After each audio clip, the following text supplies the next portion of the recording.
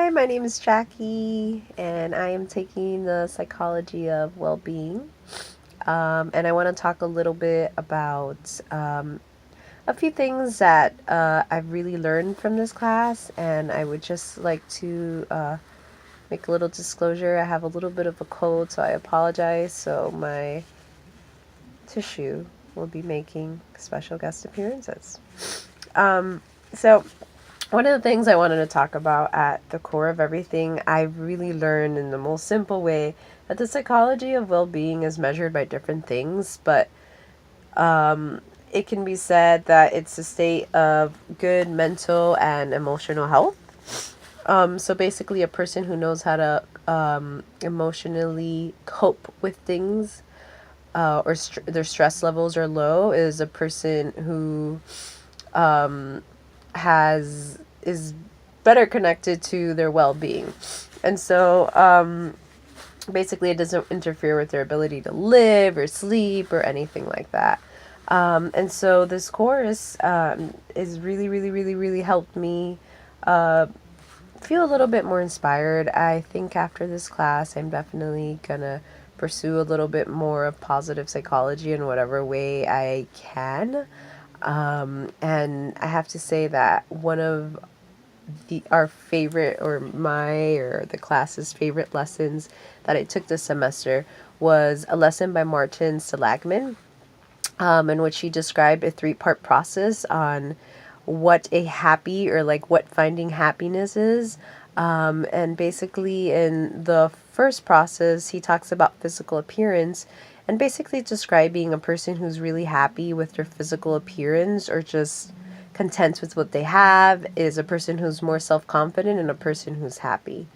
Um, and so I think really the key here is being happy with who you are, and the second part of this process is engagements. So basically, a person who's more engaged in life, who's more engaged with their community, with society, is a person who's happier. And if you think about it, I mean, for centuries we've been members of families and tribes, and so grouping together or being engaged with what's around you, it's just kind of how we've adapted as humans, and now we have all these other things going on that we didn't have before, but at the core of it all, we are people who desire to be connected and engaged to our environment. And so the third part of this process um, is the process of being basically content with what you do, being fulfilled. And I think, honestly, that's really important. I can't even tell you how many inspiring leaders I've met, people who have been inspired by leaders, and it's been people who feel fulfilled with what they do.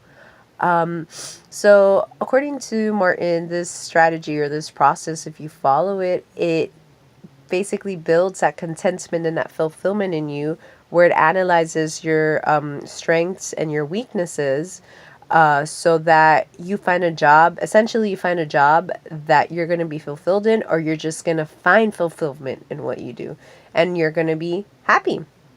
So that was my favorite article, and that was in just the first week of lecture information that we studied. And I've been kind of using my friends as guinea pigs, and we've been doing this Martin Seligman exercise and seeing and analyzing what our strengths and weaknesses are so that we can kind of find something that not kind of, but really find something that we'd be happy in and fulfilled in. And so it's been cool. It's been great, actually. It's been great. Not just opening that door for myself, but seeing my friends think about this. Because sometimes it's interesting, like, you know what you want to do, but actually talking about something bring some action into your whole idea there. And so some people don't really even ask themselves this. So it's just been great to see different reactions and see how people deal with having to write down their strengths and their weaknesses and seeing what they actually put. I mean, they're my friends, so they share it with me, which I'm really lucky. But I have to say, one of the other great things about this class has been seeing the double shift, the double perspective of happiness. And so it's basically like a dualistic approach, and it was the same thing on that first week. That first week, there was an article called Happiness Enough Already, and it was a different perspective on happiness, on how society puts these expectations on us to be constantly happy all the time, which is great. I mean, if you ask anybody, like, hey, do you want to be happy? Yes, I want to be happy. Everybody wants to be happy, which is not necessarily a bad thing. But what's starting to happen is that people don't know how to cope with not being happy. And so they get upset more, they get depressed faster. And so basically what Sharon Begley discussed is that we also have to honor different experiences and feelings so that we know how to navigate through life. In life, there's a bunch of ups and downs. There's not just one course, and it's okay. It's what happens. It's lessons, but it's how resilient and how you come out after these things. And I think her perspective on basically describing that happiness 100% of the time is just creating rejection in people and in society when they're not happy. And so I think that was my favorite lesson. I have to say that seeing all the scientific journals that we've studied on happiness is great too. Seeing a statistical analysis, seeing like a physical grasp of happiness and people trying to understand it and scientists trying to study it has been great. Because, I think a lot of people can describe what being happy or unhappy feels like to them personally, although it's different for everybody. It's great seeing science back these feelings up or these thoughts and patterns. And so I feel like I'm inspired to create some sort of a survey where I could try to ask people in the local Miami community about their happiness. And so it's great being able to see these studies. One of my favorite studies was one where they're starting to tap into this whole smartphone and technological advance movement that we have going on, which is really important, we use on a daily basis. But basically these two scientists teamed up and they created an app.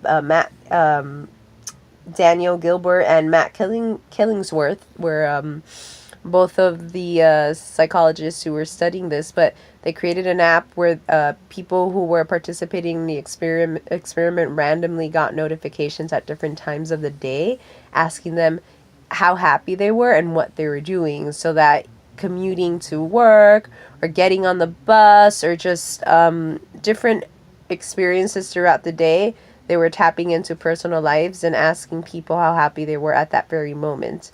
I thought that was such a great concept. I think it's so cool that, we're using technology to be proactive and for something, positive in positive psychology. So that was really great and a great lesson to propel me to actually want to do something similar or just, look into that a little bit more. And then one thing I would like to end is that there's social experiments happening right now on the branch of the psychology of well-being, excuse me. And there was a TED Talks from in Cambridge, and it was from Michael Norton, where he showed that that money can buy love, but when you use money to gift it to other people, it creates happiness in people.